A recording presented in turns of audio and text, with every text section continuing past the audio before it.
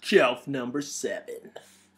Alright, starting us off with Kill Bill and Kill Bill Volume 2. I heard that Tarantino's been working on Kill Bill 3 for a while now, but I don't know when it's going to come out, if it's going to come out, what's going on with that. I'm really looking forward to Django Unchained, because that looks like an epic movie, just from the cast and synopsis. But these were two pretty sweet films. I only recently watched the second one. I had seen the first one a long time ago, when it first came out in 03 or whatever, and just kind of, I don't know, didn't think much of it, and then I revisited it, and I was like, holy shit, this movie's badass, after I, like, rented it or got it off Netflix or something. And then so I had to go out and buy it, because at Best Buy they were only like $7, so I got them both and watched them back to back, and they really are like a companion piece. It's like a full story arc. I'm not sure where he's going to go with this third one, but I'll be there to watch it. These just have amazing choreographed fight sequences, especially the first one. I mean, that movie has like one of the longest fights in a long time that I've seen anyway, and Uma Thurman just gives an awesome performance as the bride. Just a cool little noirish samurai kung fu spaghetti western, all kinds of mashed up genres into one. I like it though. King's Speech won the Academy Award for Best Picture 2010. Yeah, 2010. It beat The Social Network. In my opinion, The Social Network was a better film. This was a good film. I can see why it was nominated. I would have nominated it. I wouldn't have given it, though. I honestly thought there were much more better films. Much more better. There were better films out that year than this film. I honestly believe that this was not the best picture of 2010. It's a very nice character piece. Very good acting. Colin Firth deserved the Best Actor Oscar for this. It's a brilliant portrayal. It's just, kind of uneventful and slow, and I don't know, it just felt like, I mean, they did as much as they could with the concept of the story. It's just, I don't know, maybe I'm just a stupid piece of shit. Either way, speaking of stupid people, no, A Knight's Tale. This was one of those movies that you either love it or you dislike it. It's got a very strange tone. They mix like modern times with medieval times, so you'll hear like Queen and AC/DC on the soundtrack of a medieval film. I kind of like that. I like the style of it. It's got a cool supporting cast, people you don't see in a lot of movies like Paul Bettany. Speaking of recently, what the hell's wrong with Paul Bettany? Stop it, Paul Bettany. Stop doing Angel Avenger asshole movies, okay? I'm sick of Priest, I'm sick of Legion. Stop doing it. But either way, Mark Addy and, why am I forgetting his name? Alan Tudyk. Jesus, I love that guy. As his, like, friends and kind of companions throughout the story. It's a pretty cool little, it's not really a set piece, I mean a period piece, because it really doesn't represent that time. It's more like a marriage of that time with today's, ideals, and, but it's very visually well told. I really liked it. Heath Ledger, it's a shame he had to go. He really was a good actor. It's a shame. But this was one of his good ones. I really like this one. One of his earlier ones, too. Movie I really wasn't expecting much. But it was actually one of the first Blu-rays I ever bought. I never watched it in theaters or anything. But it was Law Abiding Citizen. This was like when I think like the third Blu-ray I ever got after I bought a Blu-ray player. I don't know why. It had just come out. And this was, fairly decent, actually. Basically a guy who takes, vigilante. We've all heard this story before. And he goes into prison, and he's committing all these things. All these murders are happening while he's inside prison, and the guy can't figure out how the hell he's doing it. It's kind of a cheat type ending, but it's pretty fucking brutal in parts. And Gerard Butler and Jamie Foxx are pretty good together as adversaries, or But I liked it. Check it out if you haven't seen it. I had never seen this movie until recently, and I'm glad I got it. It's Leon the Professional. It's on like IMDb's top 250. It's in like the top 30 or something, and I didn't understand why, but I do now. It's pretty cool. He teaches Natalie Portman the ways of the trade of being a hitman. Gary Oldman's awesome in this. I love Gary Oldman in nearly anything. So this was, in my opinion, the best. One of the best. It's up there with The Girl with the Dragon Tattoo, one of those remakes of a foreign film for an American audience. It's Let Me In. It's the remake of Let the Right One In. And this is truly a vampire romance story, not that piece of shit Twilight. This is, but it's so elegantly told, and there's a shot in this that blows me away from inside a car as it's getting into a car accident, and they were showing it on the behind the scenes. If anyone has this and haven't seen the behind the scenes of making that shot, it's so cool the way they do it with. But Richard Jenkins, I love him in anything. I really wish he would, get nominated for something already. He's just so. You see him in all these small roles, and he does such a good job. But yeah, this is a great movie. I got to revisit this, but it's so beautifully shot. It's by the guy Matt Reeves, who wrote Cloverfield or directed Cloverfield, because Drew Goddard wrote it, who did Cabin in the Woods. So yeah, but definitely worth your time. Definitely worth your time. Limitless. This was a cool little concept. I remember seeing the trailers and not thinking much and being like, I'll go see it, but it wasn't anything like I was excited to go see. But I came out of it pretty pumped. Like it's got some cool. The shots were like a never-ending zoom type things are amazing. I don't know how they did compositing shots and shit like that, but that's pretty cool. But a basic premise of a guy taking a pill to get smarter and better at things, and then he winds up going over and but it's kind of a shitty ending. It just kind of comes out of nowhere, and it's kind of a cheap Hollywood happy ending. But Bradley Cooper proves that he can carry a movie on his own in this. It's pretty good. A movie that really doesn't warrant an explanation. One of my favorite films of all time. Probably in my top 5 favorite kids movies. It's The Lion King. This is the Diamond Steelbook edition thingy. I've been waiting for this to come out for a long time because I missed out on the DVD. And I hate Disney because they always put them in the fucking vault and you can't find them for 10 goddamn years. They're like, oh, you don't get it now. You gotta hurry. Oh, no, it's gone. But I'm glad that they re-released this.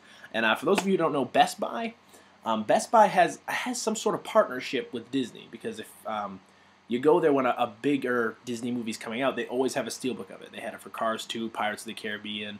They have this. I heard they're having it for John Carter. I don't know if I'll get that or not, but I haven't seen it, and I haven't heard that many good things about it. But they have Beauty and the Beast when they released that. I think they're going to have one for Aladdin when that comes out later on, which I'll have to pick up Aladdin. But Lion King, one of my favorite Disney movies, and one of my favorite. I love this movie. I think this was like the first movie I ever saw in theaters as a kid. But it's really stuck with me ever since, and it's just a powerful tale of. And kind of dark. I miss the darker Disney movies, not where everyone has to have a happy ending like it does now. Which, I mean, this does, don't get me wrong, but it's just, there's some dark elements to it. One of my favorite action movies of 2007. One of my favorite, like how many action movies came out? No, either way, I really enjoyed this. A lot of people kind of thought it was a cheat because of the PG-13 rating and stuff. I really enjoyed this. Bruce Willis and Justin Long had this kind of fun chemistry, and I like how Kevin Smith showed up and stuff, and I heard they're doing another one, A Good Day to Die Hard. I don't know what my thoughts are on that until I see a trailer. But yeah, I really enjoyed this movie.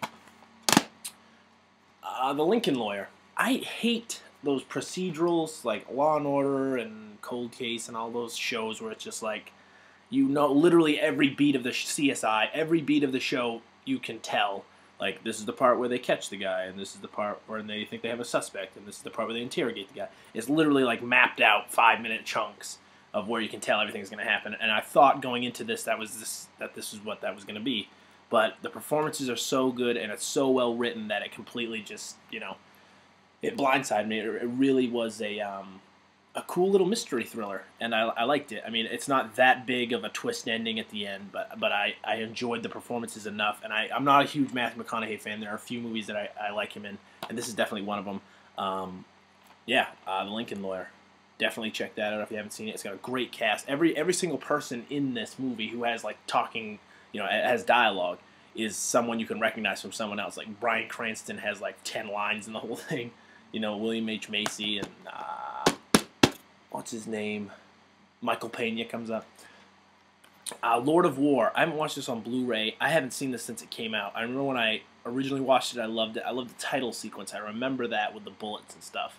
But I can't say too much about this. I haven't seen it. I know it's one of Nicolas Cage's better movies to come out in the last 10 years. That's not saying much, though.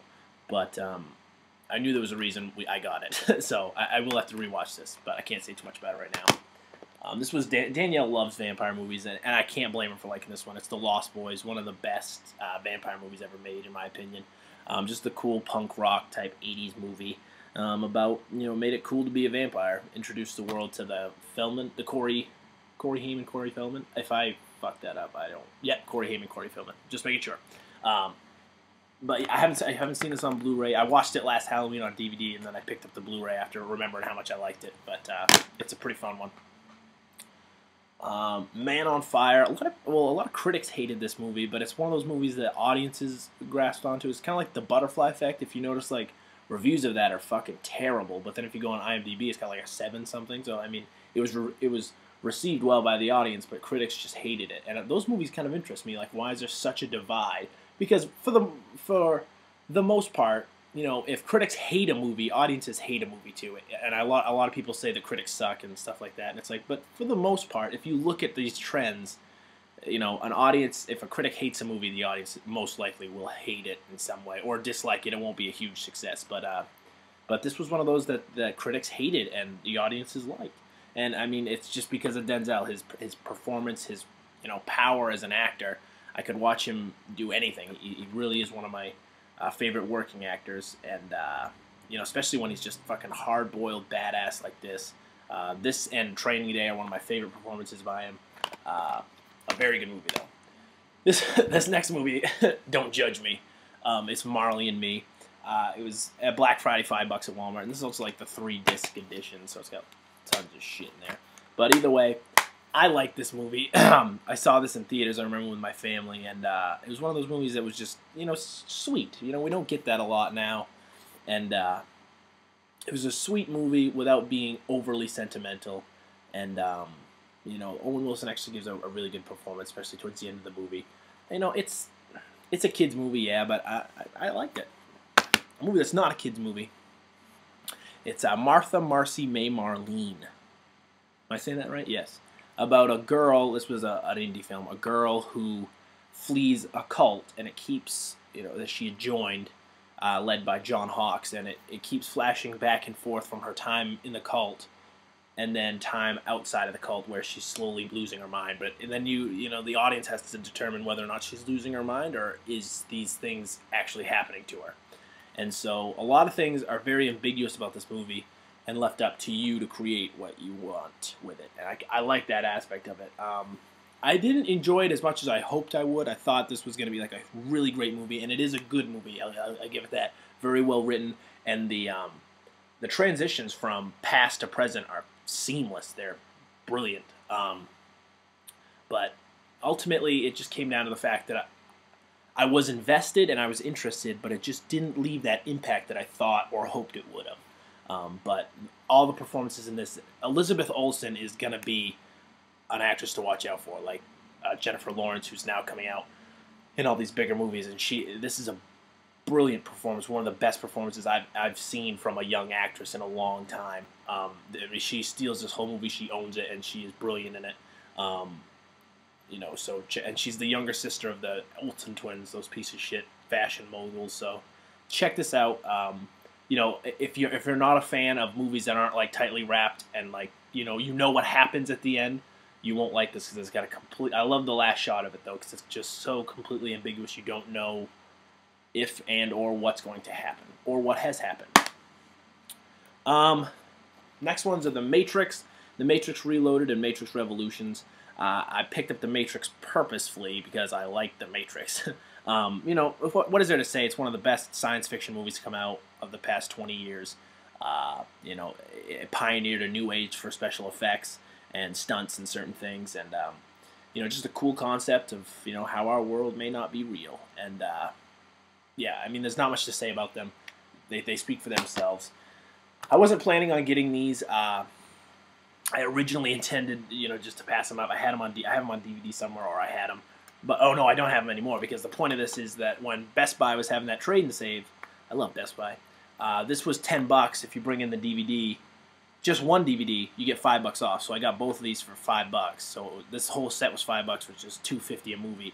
And the best part of this is that they have all the special features. I thought it was just going to be one disc with both films on it. But it's got all the special features, and I'm glad, because I remember when I first got the Matrix Reloaded DVD, there was that awesome feature that was the parody from the MTV Movie Awards with Justin Timberlake and Sean William Scott, and that's hilarious. And that almost warranted the buying of this alone. I laughed my ass off through that. There's some really funny bits with Will Ferrell as the. It's just funny. You got to check it out if you haven't seen it. If you don't buy that, which I completely don't blame you for, it's not one. I mean, those movies are definitely subpar compared to the original Matrix. You should at least check out that clip on YouTube or something. This movie I was pleasantly surprised with. It was Megamind. I like Will Ferrell stuff, and this has a pretty cool voice cast. You know, Jonah Hill, Tina Fey, Brad Pitt's awesome as the actual hero of it all. And but my favorite was David Cross, the guy from Arrested Development, as Tobias. Him as the fishbowl sidekick guy. He was funny.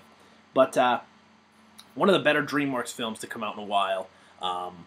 You know, it came out the exact same time as, what was the other, Despicable Me. It's kind of like that. It came out the exact same year, just later on, last year or the year before.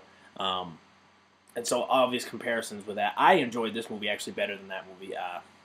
I'm not entirely sure why. I think the other one's smartly written, but smarter. But this one for some reason just felt funnier to me. And I guess maybe I was in the mood for funny when I watched it, because it really did stick with me. It was funny. It's a fun kids movie, you know. Memento, 10th anniversary edition. This is just an amazing movie. One of those movies that you can't be doing other things. You have to sit down and watch, pay attention to everything. You know, one of the coolest twists in a film over the past 10-20 years. You know, Guy Pearce delivers an awesome performance. This was Chris Nolan's first big Hollywood movie. He did a movie called Following, I believe, and that gave him this job, and then this job gave him, you know, then he went on from there. But I love this movie. Basically a guy with short-term memory loss who has to figure out why his wife was murdered or killed or died, and you have to figure out what happened. Really cool, told in just these chunks of time that pass between, but they're so seamless that you're able to follow it and still be completely confused at the same time. That's what I love about it. But it's a really good movie. Another really good movie, it's Menace to Society. I originally rented this from Netflix because I had heard good things about it. Watched the first 10 minutes, well, the opening scene in the drugstore, and I took it out. And I had to go to work, and I was like, I'm buying that movie. So I bought it that day, and I had to watch it that night because it really was just interesting to me. The first scene where they go into the drugstore, and if you know what I'm talking about, you know. But yeah, I had to pick. So I had to pick this up. It was like $7 at Best Buy. But just a great movie. It was the first movie by the Hughes brothers, who went on to do From Hell and Book of Eli, Dead Presidents. In my opinion, it's still their best. Just, you know, the dangers of growing up in the ghetto and what comes with it. LA, I believe it's LA, South Central. I'm not sure, but just a very gritty, dirty, you know, scary view of you know, what life is like there. One of my favorite movies, just as a kid. You know those movies you watch as a kid over and over again. You memorize every line. I know every line in this goddamn movie. It's Men in Black, the first one, the best one. I'm looking forward to the third one. I will go see it. Just, you know, one of those movies that you can watch. I can literally watch again and again, and it's not like you experience new things. It's just like it's fun to watch. It's really a fun movie, and there are a few fun movies out there anymore, and this was definitely one of them. I really enjoy Men in Black. Last one on this shelf, it's The Messenger. I picked this up for $1 at when Blockbuster closed, and I'm glad. I had watched the movie before, and I'm glad I picked it up because it's got two awesome performances from Ben Foster and Woody Harrelson, basically about the two guys in the Army whose job is to go around and tell people that their son or daughter has passed away or was killed in action. Just a powerful movie, very, very intense performances, and some great moments with just these side characters. Just a really good character piece. But that's all for that one. I'll see you back with Shelf 8.